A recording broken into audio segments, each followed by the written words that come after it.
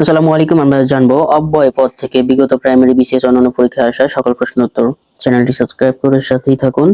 তুমি তো ভারী সুন্দর ছবি আঁকো বাক্যটিতে কোন প্রকার অব্যয় ব্যবহৃত হয়েছে? এখানে অনন্য অব্যয় ব্যবহৃত হয়েছে। তুমি না বলেছিলে আগামীকাল আসবে, এখানে না এর ব্যবহারিক অর্থ হচ্ছে হ্যাঁ বাচক। ভিক্ষুকটা যে পিছনে লেগে রয়েছে, এখানে কি বিপদ?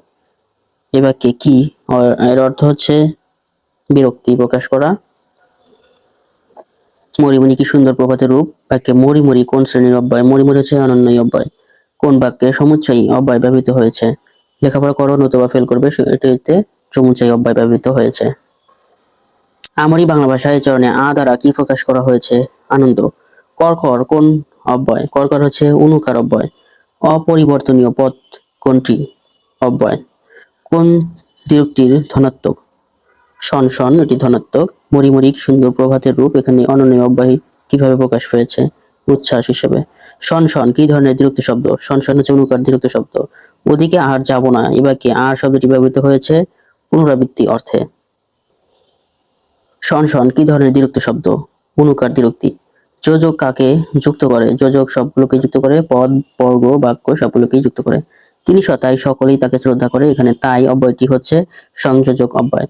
বৃষ্টি পড়ে টাপুর টুপুর, এর মধ্যে টাপুর টুপুর কিরূপ অব্যয়? টাপুর টুপুর হচ্ছে অনুকার অব্যয়।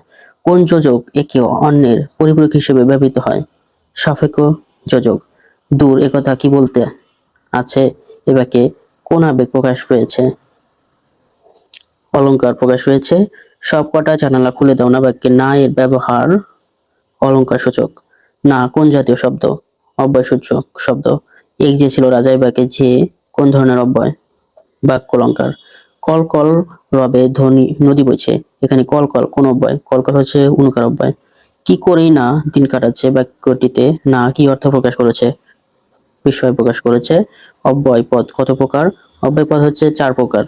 কোনটি নিত্য সম্বন্ধীয় অব্যয়ের উদাহরণ? যথা ধর্ম তথা জয়।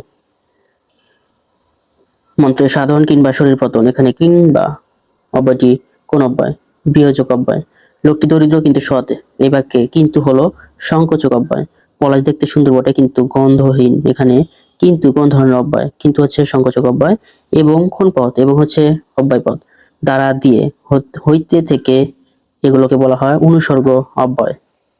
ভিডিওটি ভালো লাগলে অবশ্যই একটি লাইক দিবেন, চ্যানেলটি সাবস্ক্রাইব করে সাথেই থাকুন। হু হু করে বাজারে জিনিসপত্রের দাম বাড়ছে বাক্যটিতে হু হু কোন অর্থে প্রযুক্ত? হু হু ধনাত্মক অর্থে। তুমি না সেদিন আবৃত্তি করেছিলে, এখানে না এর অর্থ হচ্ছে নিশ্চয়তা অর্থে। সে নাকি আসবে না, এখানে না অব্যয় কি অর্থে প্রযুক্ত হয়েছে? সম্ভাবনা অর্থে। তুমি কি আমায় চেনো বাক্যটি কি ব্যাকরণগত পরিচয় হচ্ছে অব্যয়।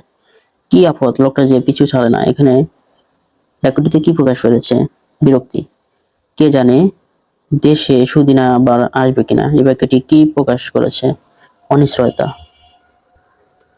তুই কি তুই কি কাজ করবি না মার খাবি, এ বাক্যে কি অব্যয়ের ব্যবহার হয়েছে? বিরক্তি প্রকাশে। তাকেও আসতে বলেছি, এ বাক্যে ও অব্যয় পদটি অর্থে ব্যবহৃত হয়েছে স্বীকৃতি জ্ঞাপন অর্থে। যত গর্জে তত বর্ষণে বাক্যটি যত তত অব্যয়ের ব্যবহার হয়েছে তুলনা অর্থে।